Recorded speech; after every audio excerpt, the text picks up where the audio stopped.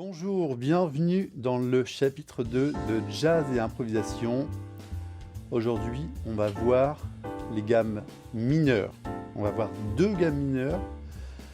La gamme mineure du mode dorien et la gamme mineure du mode mineur mélodique. Il n'y a qu'une note qui différencie ces deux gammes, c'est la septième. Donc dans une des gammes, on a la septième mineure.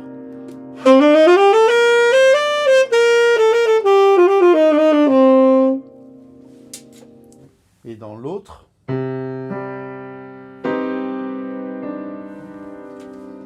la septième majeure.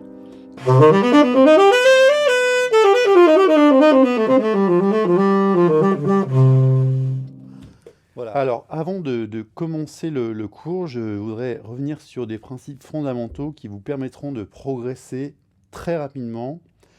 La première chose, c'est le jeu diatonique. Diatonique, ça veut dire de jouer les notes de la gamme uniquement, de ne pas chercher à jouer des chromatismes ou à compliquer les choses en voulant jouer absolument des substitutions.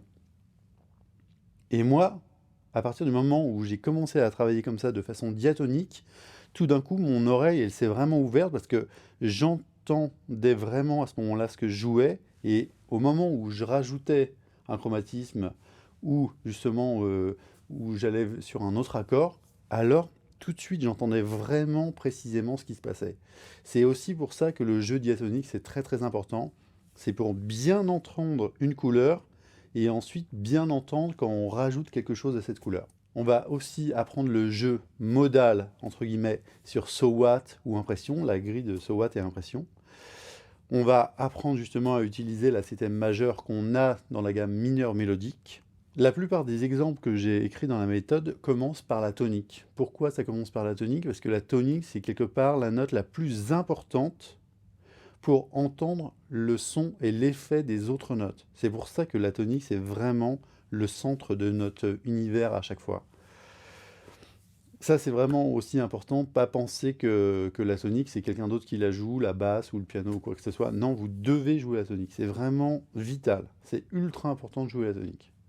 Ensuite, la gamme mineure la plus importante à connaître, qu'on entend mais sur tous les disques, c'est la gamme mineure pentatonique. Et aussi, je voudrais rajouter quelques conseils pour utiliser cette méthode et même toutes les méthodes que je vous propose.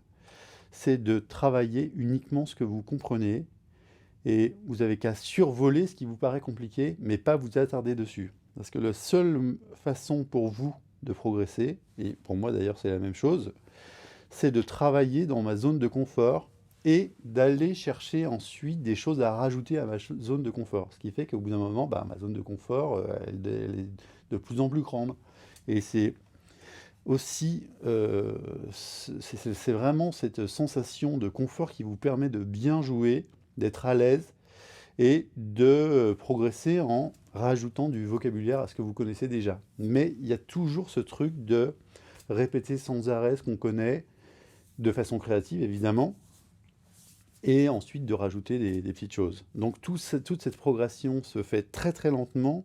De toute façon, il n'y a aucun raccourci possible. Même si on vous promet d'avancer rapidement avec telle ou telle méthode, quelque part, on ne peut pas. Notre corps doit s'habituer à entendre des choses, à jouer des choses, et on ne peut pas du tout aller plus vite que la musique. Voilà, c'est dit. On va reparler du cycle parallèle, puisque le cycle parallèle nous permet de transposer dans plusieurs tonalités de façon vraiment très progressive et très facile finalement. On passe de Ré mineur à Sol mineur à La mineur, et donc c'est beaucoup plus facile plutôt que de transposer de Ré mineur à Mi bémol mineur. Ce cycle parallèle, il est important à connaître, parce qu'il va aussi vous permettre de jouer les tonalités les plus utilisées en premier, et ensuite les tonalités plus compliquées. Donc ça, c'est vraiment important de le connaître. Donc ce que je vous propose, c'est déjà travailler notre gamme mineure.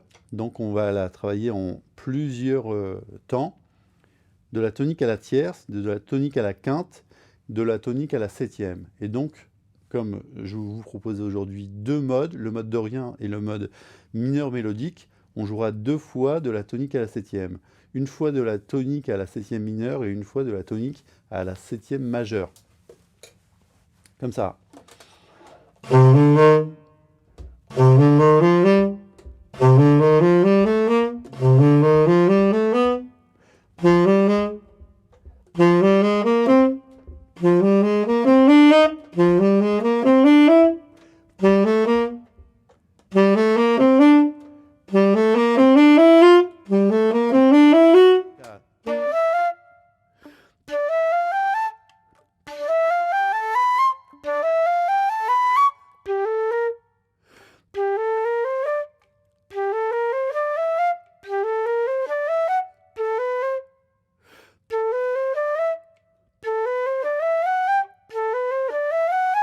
Alors, donc là, on a joué les 6 tonalités les plus faciles. Ensuite, il reste les tonalités les plus difficiles.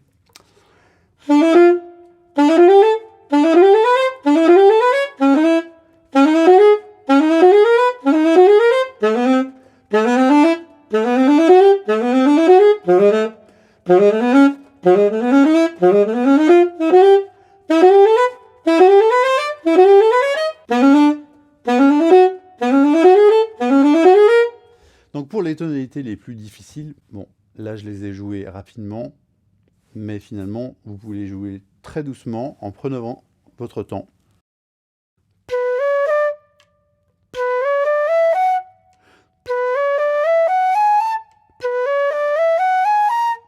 Voilà, le but c'est vraiment d'enregistrer le son de chaque phrase.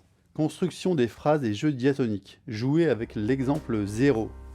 Alors j'avais effectivement déjà enregistré un exemple sur mon ordinateur pour vous faire un accompagnement et je me suis dit je vais rajouter quand même un accompagnement, donc c'est pour ça qu'il se nomme l'accompagnement numéro 0. En fait c'est le premier. Tous mes exemples sont en ré mineur et suivant les exercices je vous proposerai de les transposer. Alors notre phrase de référence normalement mineur c'est, mais spécialement pour ce cours, on va monter jusqu'à la septième.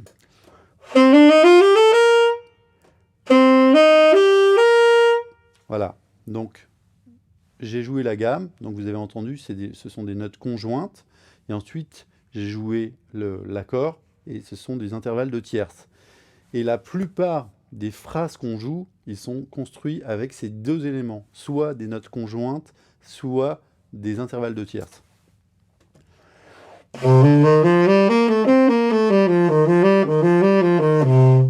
Et d'ailleurs, c'est ce que vous devez faire quand vous essayez d'inventer des phrases.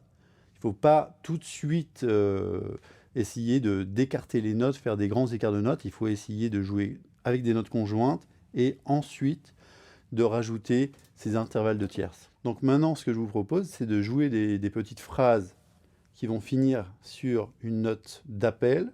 La note d'appel, c'est toutes les notes sauf la tonique, et ensuite rejouer la même phrase, mais en finissant par la tonique.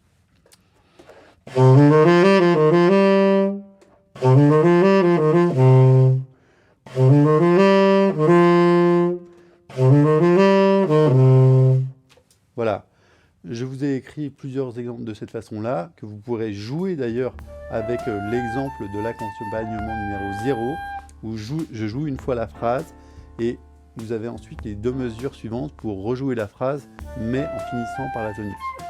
Et ça, je le fais évidemment sur les 3 instruments, ténor, flûte et alto. Alors ensuite, on arrive à l'accompagnement numéro 1, qui est finalement le deuxième. Et l'accompagnement numéro 1, sur l'accompagnement numéro 1, je vous propose de jouer l'accord mineur, c'est-à-dire mineur 7, et ensuite 7e majeur. Sur l'accompagnement, il y aura 2 mesures avec l'accord mineur où on pourra utiliser le mode dorien. Et ensuite, le mode mineur mélodique avec la 7e majeure. Voilà. Et donc, dans un premier temps, vous séparez bien les deux modes.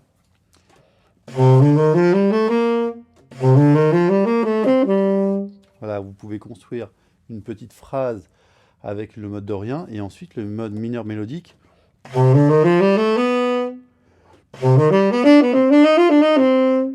Ok?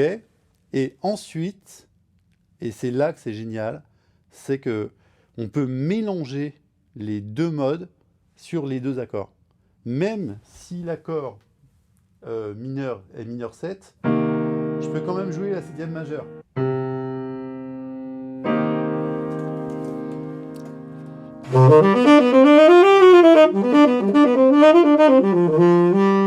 Voilà, là je viens de jouer une phrase avec une septième majeure, alors que sur le piano, je jouais une septième mineure. Maintenant, si sur le piano je joue une septième majeure,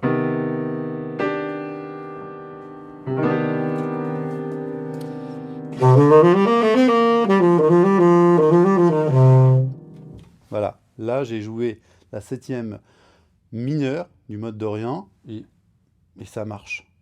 En fait, par rapport aux gammes mineures, on peut jouer toutes les notes au-dessus de la quinte. Finalement, les accords mineurs acceptent toutes les notes au-dessus de la quinte. Et ça, c'est valable, évidemment, pour le solo, pas pour l'arrangement.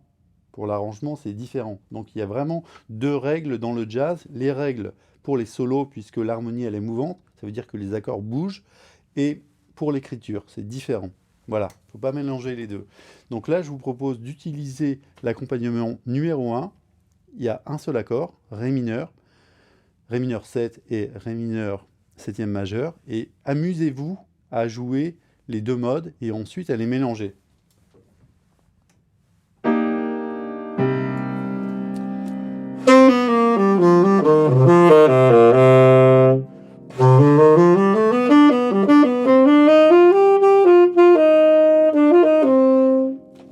Voilà, c'est vraiment super.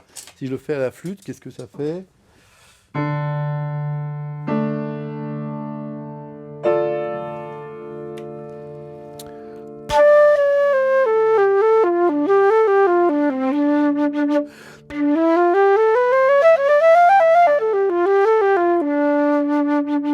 Alors, résoudre sur les accords mineurs. Donc, on a vu que pour les accords mineurs, comme on avait vu pour les accords de dominante, pour résoudre, on va jouer la tonique.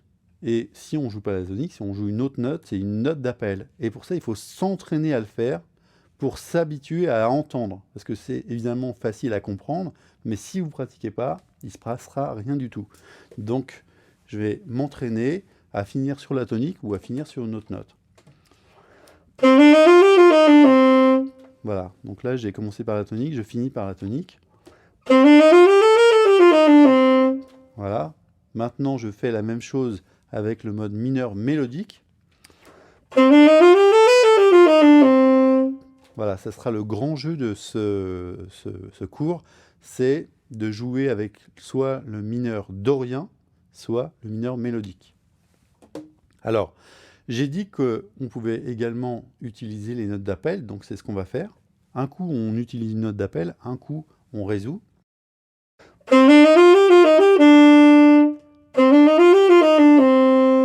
Voilà, comme ça on entend bien la différence, on entend bien l'effet des notes. C'est vraiment important de travailler ça pour comprendre que quand on joue telle note, ça a tel effet, quand on joue telle note, ça a tel effet. Et du coup, ensuite, quand on improvise, notre cerveau, notre esprit est habitué à finalement à des sons différents et va pouvoir choisir plutôt que d'être coincé finalement dans des phrases qu'on aurait appris par cœur.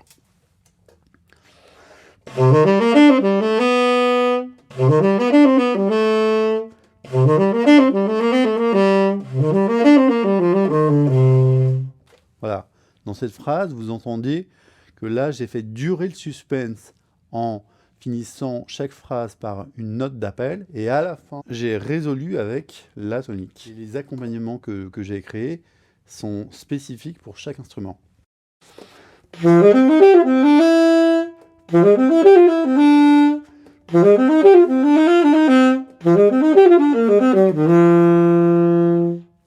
Voilà, et peut-être que vous avez entendu que je m'amuse à jouer soit la septième majeure, soit la septième mineure. Et ça, c'est vraiment un choix qu'on fait par rapport aux phrases qu'on joue. Hein. C'est vraiment, il y a des moments où on a plus envie de jouer la septième mineure, et d'autres moments où on a envie de jouer la septième majeure. Et ce qui est intéressant, c'est d'apprendre à entendre la sonorité des deux notes, la différence des deux notes, parce qu'on va les utiliser toutes les deux sur les morceaux modaux comme So What. Alors, avant de travailler So What, on va d'abord travailler plusieurs autres exercices. Et là, j'ai créé un nouvel exercice que j'appelle les repères sonores. Donc, les repères sonores, en fait, c'est de jouer deux notes qui seront la note de départ et la note d'arrivée. Donc là, la première, c'est la tonique.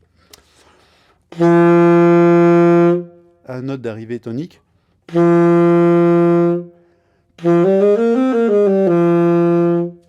Voilà.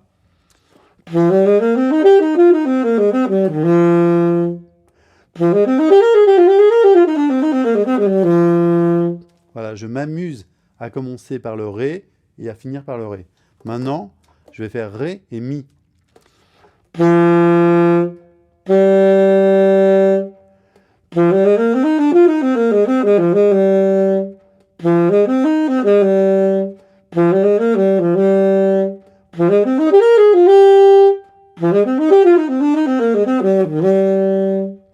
Et je cherche des phrases. Des fois, elles ne sont pas bien, des fois, elles sont bien. Mais ce qui est important, c'est de tourner pendant un moment pour trouver des phrases, pour s'habituer à aller d'un point à un autre. Maintenant, si je joue de la tonique à la tierce,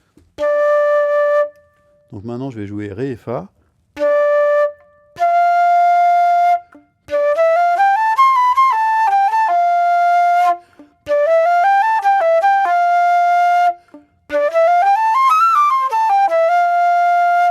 Voilà.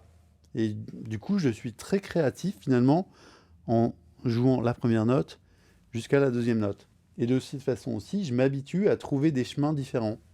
Maintenant, de la tonique à la quarte. Donc ça va faire Ré, Sol.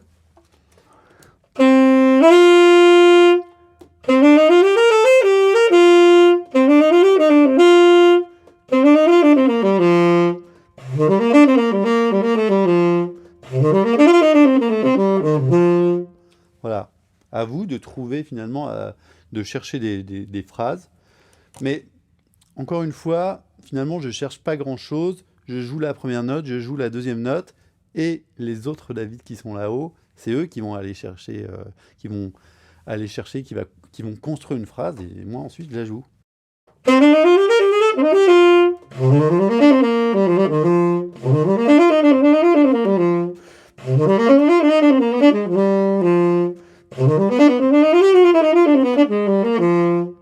Donc là, bon, j'essaye un peu de trouver des phrases rapidement, mais toujours en gardant ces deux notes. Da, da, et on voit qu'au bout d'un moment, ça vient.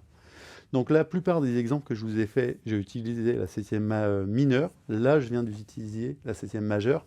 Encore une fois, c'est vraiment une question de goût et de pratique. On pratique et en pratiquant justement avec ces deux notes différentes, on entend « Ah tiens, je préfère jouer la septième majeure. Ah tiens, je préfère jouer la septième mineure. » Donc là, je vous ai marqué plein d'exercices à jouer.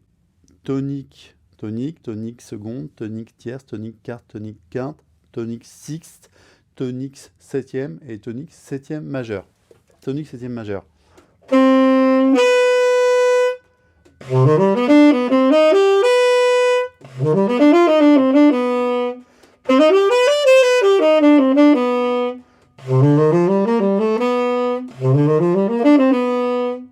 Voilà, dans le dernier exemple que je viens de jouer, j'ai utilisé les deux septièmes finalement, la septième mineure et la septième majeure.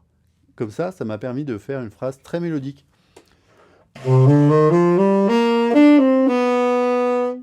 Et ce genre de phrase, vous en entendez plein sur les disques. Ok, on continue maintenant avec la gamme la plus importante à connaître par rapport aux accords mineurs. Laquelle c'est? Vous ne savez pas? Ben, je vais vous le dire. C'est la pentatonique mineure. De toute façon, la pentatonique, c'est votre meilleur ami. Que ce soit en majeur ou en mineur, c'est la plus importante à connaître. Parce que tout de suite, ça nous met dans une super ambiance de phrase.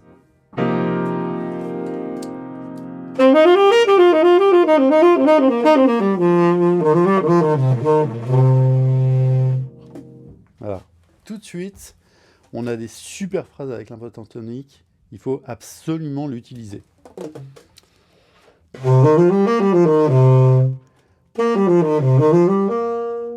Voilà.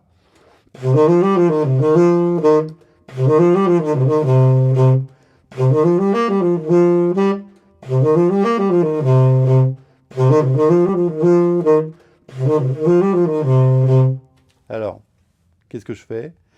Je joue une phrase avec une note d'appel. Je rejoue la même phrase, mais avec une note de résolution pour bien entendre la saveur de la phrase.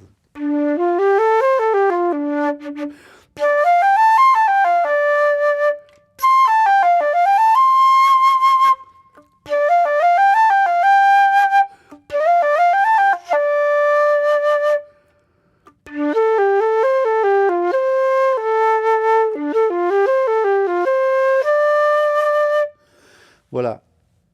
Et cette façon de travailler, ça vous permet aussi de bien entendre une phrase d'appel et une réponse avec une phrase de résolution. Donc là, c'est pareil, je vous ai écrit pas mal d'exemples. Donc à vous ensuite de créer vos propres phrases, de trouver vos propres phrases. Par rapport aux gammes pentatoniques, j'ai écrit dans le Jazz Guide chapitre 3 tout un chapitre justement sur les gammes pentatoniques. Donc c'est pour ça que je ne m'étends pas plus dessus. Mais vous pouvez évidemment retrouver cette vidéo sur YouTube. Jazz Guide, chapitre 3, jouer les pentatoniques. Phrases de référence et début de phrase à connaître et à utiliser. Ça, on l'avait fait dans le chapitre précédent. Donc on va faire la même chose avec le mineur. Sauf que là, il y aura deux différences. C'est que pour le mineur, on va utiliser la gamme mineure avec le mode dorien et aussi la gamme mineure pentatonique. Donc il y a un petit intervalle qui va changer. Donc si j'utilise le mode dorien, donc je commence avec mes premières notes. Voilà, ça c'est ma première phrase que je dois connaître. Donc ça c'est facile, hein. Il n'y a que 3 notes. Mais ça vous donne un point de départ pour créer plein de phrases. On commence.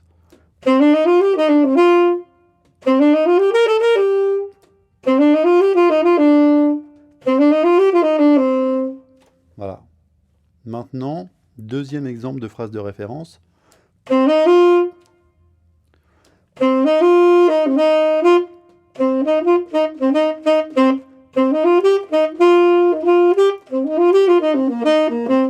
Voilà.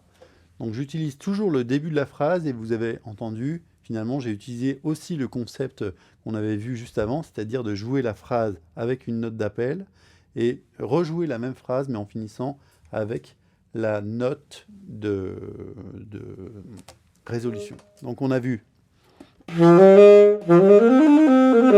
Ensuite.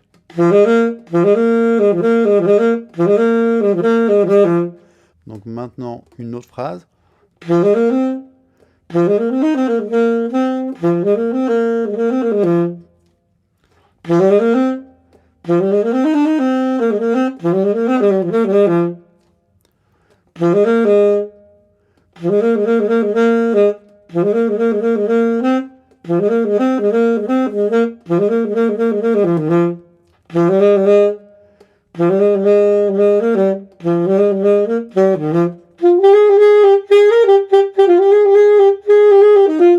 Voilà, je m'amuse vraiment avec des débuts de phrases et j'essaye de trouver une fin de phrase.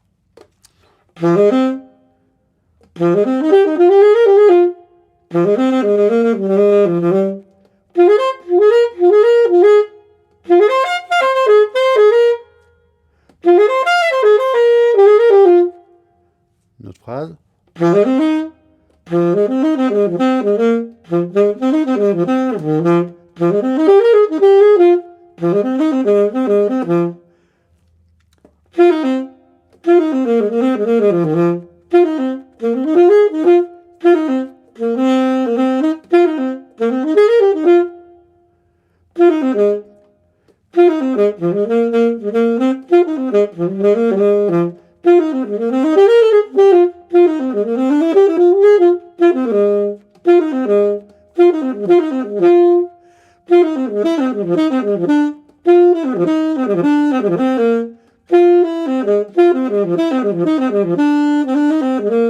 Voilà, j'essaie vraiment de trouver plein de solutions par rapport à ma phrase de base. Et ça, c'est vraiment un truc qui vous fera progresser et qui vous fera développer votre créativité. Ça, c'est vraiment important d'être créatif par rapport à l'improvisation. On apprend des petites choses comme des petites phrases, comme c'est le cas ici, et on apprend à être créatif avec.